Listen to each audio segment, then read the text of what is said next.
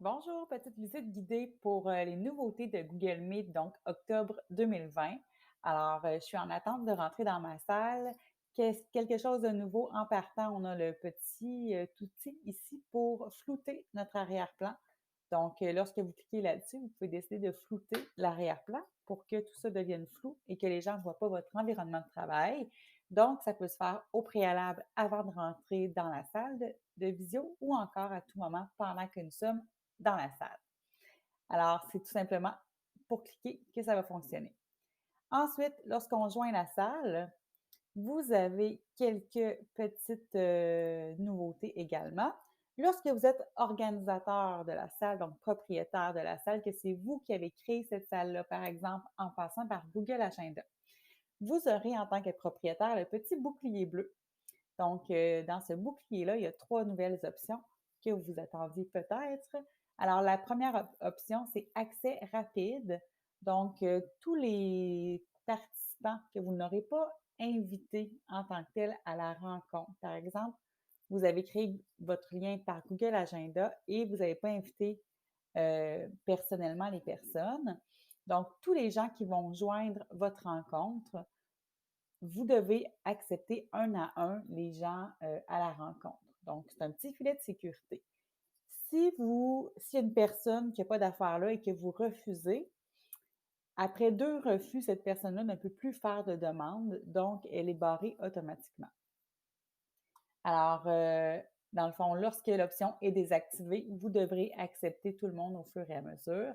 Sinon, lorsqu'elle est activée, tous les utilisateurs CSDPS ou encore qui ont un compte éducationnel Google ou un compte Gmail seront acceptés automatiquement dans la salle.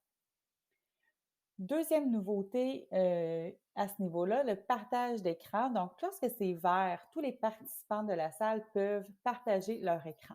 Si vous voulez désactiver ça, vous le mettez du côté gauche, la petite pastille, et ça fait en sorte que les participants ne peuvent pas partager leur écran. Donc, à tout moment pendant la rencontre, vous pourriez décider de l'activer ou de le désactiver. Même chose pour la dernière option. Donc, c'est le clavardage, le chat. Vous pourriez décider de désactiver le clavardage à tout moment. Vous pouvez également l'activer à nouveau. La dernière option, ici dans les 3 petits points, c'est les options supplémentaires. Vous avez également différentes options qui sont nouvelles. Allons tout d'abord dans modifier la mise en page. À cet effet-là, vous voyez que automatiquement, lorsque vous allez dans votre rencontre toutes les fois, vous serez à 9 vignettes à la fois. Donc ça veut dire qu'au niveau du visuel, vous voyez 9 participants à la fois. Peut-être qu'au printemps, vous aviez installé l'extension Grid View. Alors là, ce n'est plus nécessaire parce que vous pouvez maintenant voir jusqu'à 49 élèves à la fois. Donc, vous venez déplacer la petite pastille à chaque début de rencontre pour voir le maximum d'élèves à la fois. Assurez-vous de laisser la mise en page automatique afin que le partage d'écran et la vision des mosaïques se fassent de belle façon.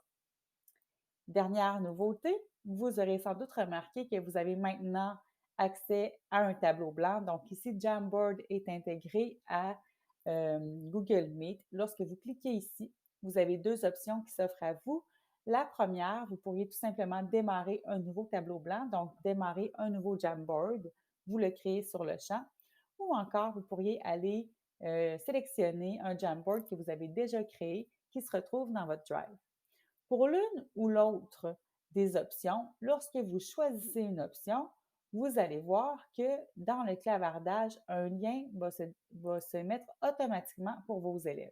Donc, je vais aller chercher de mon côté une activité que j'ai créée. Donc, j'ouvre le Jam et de mon côté, vous voyez, j'ai une fenêtre qui s'est ouverte où je vois mon activité que j'avais créée. Et mes élèves, de leur côté, dans le clavardage, il y a eu un lien qui s'est automatiquement déposé. Donc, je n'ai pas à faire toute cette manipulation-là. Au préalable, si vous partagez un document que vous avez déjà créé, assurez-vous au préalable que le partage d'écran que le partage du document soit modifiable ou en lecture selon votre intention pédagogique.